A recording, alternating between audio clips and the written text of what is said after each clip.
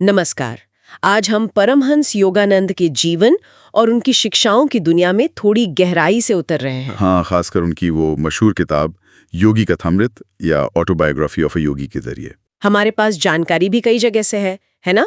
कुछ YouTube clips, किताबों के सारांश, आर्टिकल्स, विकिपीडिया भी। बिल्कुल, ये सब योगानंद की यात्रा, उनके गुरु, क्रिया योग कैसे फैला और उनकी जो मुख्य टीचिंग्स थी उस पर रोशनी डालते हैं। तो आज कोशिश रहेगी कि योगानंद के इस पूरी यात्रा का जो सार है उसे समझें। कैसे एक साधारण सा बच्चा विश्व प्रसिद्ध योगी बन गया। और वो क्रिया योग के सिद्धांत क्या थे जिन्होंने, जैसा आपने बताया, स्टीव जॉब्स जैसे लोगों को भी इतना प्रभावित किया, लाखों लोगों को प्रेरणा दी। हाँ, चलिए तो फिर शुरू करते हैं इस पर बात। देखिए, परमहंस योगानंद का जन्म, जैसा कि आपने कहा, मुकुंदलाल घोष के नाम से हुआ था 5 जनवरी 1893 गोरखपुर में। और परिवार भी काफी आध्यात्मिक था, है ना?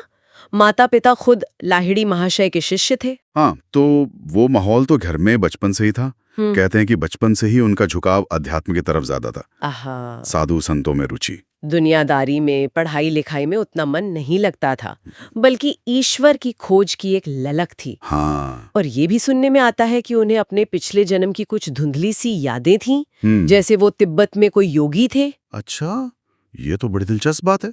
इसी खोज में, सच्चे गुरु की तलाश में, उनकी मुलाकात हुई स्वामी श्री युक्तेश्वर गिरी से। ये उनके जीवन का एक बहुत बड़ा मोड़ था। हाँ, गुरु का मिलना तो अहम होता ही है। बिल्कुल। श्री युक्तेश्वर जी ने ही उन्हें क्रिया योग में दीक्षा दी। ये वही प्राचीन योग साधना है जिसका जिक्र आप देखिए गीता में भी है, पतंजलि योग सूत्रों में भी है। क्रिया योग, ये शब्द तो बहुत सुना है, पर असल में ये है क्या? कोई आसान शब्दों में समझा सकता है? हाँ, देखिए, क्रिया योग एक तरह की ध्यान की प्राचीन तकनीक है। इसका जो मूल सिद्धांत है वो ये है कि श्वास के जरिए, मतलब ब्रीदिंग कंट्रोल से, अपनी लाइफ एनर्जी, प्राण को कंट्रोल करके मन, शरीर और आत्मा को एक किया जा सकता है। अच्छा। योगानंद इसे सिर्फ एक मजहबी चीज नहीं मानते थे, बल्कि एक साइंस, एक विज्ञान की तरह देखते थे। ईश्वर से सीधे जुड़ने और सेल्फ रियलाइजेशन पाने का एक तेज असरदार तरीका। मतलब आध्यात्मिक विकास का एक तरह का शॉर्टकट, जैसा प्राचीन ऋषियों ने खोजा था। हाँ, कुछ ऐसा कह सकते हैं। और दिलचस्प बात यह है कि उनके गुरु श्री युक्तेश्वर ने ही उन्हें यह आदेश दिया कि इस ज्ञान को पश्चिम तक ले जाओ। अरे वाह! तो ये मिशन उन्हें गुरु से मिला? बिल्कुल। और इसी मिशन पर वो 1920 में अमेरिका गए, बोस्टन में एक धर्मसभा में भाषण दिया, और फिर तो पश्चिम में योग और ध्यान का प्रचार शुरू हो गया। और वहीं उन्होंने सेल्फ रियलाइजेशन फेलोशिप SRF की स्थापना की। SRF अमेरिका में और योगदा सत्संग सोसाइटी YSS भारत में। ये संस्थाएं आज भी दुनिया भर में क्रिया योग का प्रचार कर रही हैं, उनकी किताबें छाप रही हैं। काफी काम करने के बाद वो कुछ समय के लिए भारत भी लौटे थे शायद। हाँ, लौटे थे, और यहाँ उनकी मुलाकात महात्मा गांधी से भी हुई। कहते हैं उन्होंने गांधी जी को भी क्रिया योग सिखाया था। अच्छा, ये बात तो मुझे नहीं पता थी। और फिर 1946 में आई उनकी वो विश्व प्रसिद्ध किताब योगी कथामृत। हाँ, ऑटोबायोग्राफी ऑफ अ योगी। ये सिर्फ उनकी ऑटोबायोग्राफी नहीं है, ये अध्यात्म, योग, ध्यान और कई बार तो चमत्कारी लगने वाली घटनाओं से भरी एक यात्रा है। योगानंद खुद मानते थे कि ये किताब उनके जाने के बाद दुनिया में एक दूत का काम करेगी। और करेगी भी, क्यों नहीं? जैसा आपने शुरू में कहा, स्टीव जॉब्स जैसे लोग इसे हर साल पढ़ते थे। हाँ, ये सोचना ही कमाल का है। ऐसा क्या खास है इस किताब में? इसकी मुख्य शिक्षाएं क्या हैं? देखिए, सबसे जरूरी है आत्म साक्षात्कार, सेल्फ रियलाइजेशन। मतलब ये अनुभव करना कि आपकी आत्मा और वो ईश्वर, वो ब्रह्मांडीय चेतना एक ही है, कहीं बाहर नहीं खोजना, अपने अंदर ही। हाँ, बिल्कुल। दूसरी बड़ी बात है मन की शक्ति। योगानंद कहते थे कि हमारे विचार ही हमारी रियलिटी बनाते हैं। सफलता, असफलता सब सोच पर निर्भर है। मजबूत इच्छा शक्ति से कुछ भी पाया जा सकता है। उनका वो कथन है ना, मन पर नियंत्रण करना सबसे बेहतर और सबसे कठिन काम है। बिल्कुल। और फिर वर्तमान में जीना। कहते थे हर पल में शांति से जियो, भविष्य अपने आप संवर जाएगा। डर पर काबू पाना भी एक अहम सीख थी उनकी।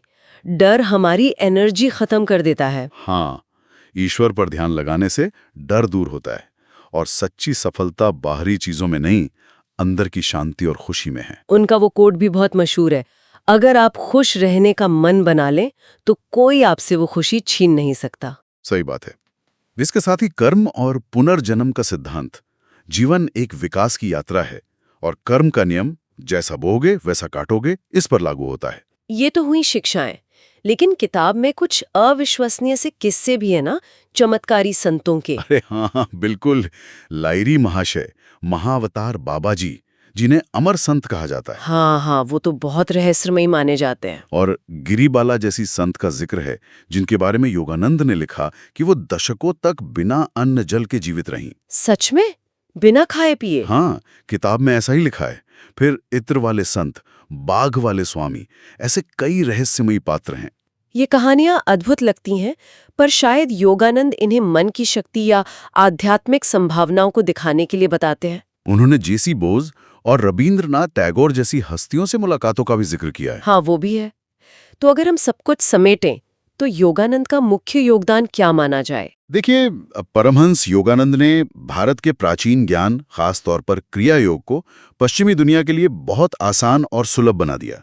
उनकी कहानी, उनकी शिक्षाएं हमें अपने अंदर झांकने, अपनी शक्ति को पहचानने और ध्यान के जरिए उस परम चेतना से जुड़ने की प्रेरणा देती हैं। और योगी कथामृत सिर्फ एक जीवनी नहीं, बल्कि आध्यात्मिक संभावनाओं का एक तरह का नक्शा है जो आज भी उतना ही रेलेवेंट है। बिल्कुल। और उनकी शिक्षाओं में एक बहुत ही शक्तिशाली विचार है जो मुझे हमेशा सोचने पे मजबूर करता है। The body is literally manufactured and sustained by mind. हाँ, यानी शरीर असल में मन के द्वारा ही बनाया और चलाया जाता है। और यही विचार हमें एक गहरे सवाल के साथ छोड़ जाता है ना, कि हमारी जो अंदर की मानसिक और भावनात्मक स्थिति है वो हमारी बाहरी दुनिया को, हमारी सेहत को किस हद तक, किस गहराई तक प्रभावित करती है।